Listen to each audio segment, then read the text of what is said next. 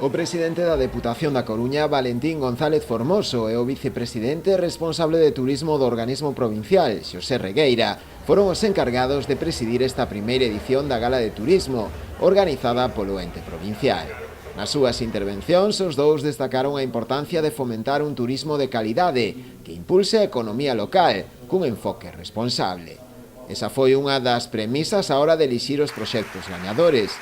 Entre os premiados nesta primeira edición atopábanse Dolores García, copropietaria do restaurante Casa Peto, en Outes.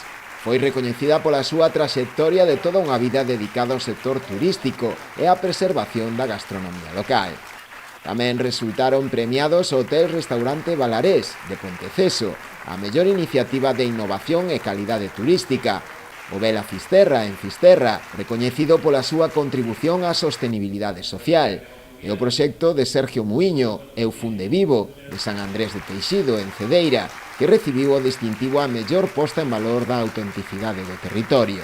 O outro dos premios entregados esa noite foi o de mellor proxecto turístico emerxente para a Ruta Nacional Sexta, un road trip pola Estrada Nacional Sexta entre Madrid e A Coruña. Ademais destes premios principais, a Deputación da Coruña tamén entregou distintivos aos 8 xeodestinos da provincia, entre os que se atopaban tamén o da Mancomunidade Barbanza Arousa e o da Ría da Estrela, de Muros Noia.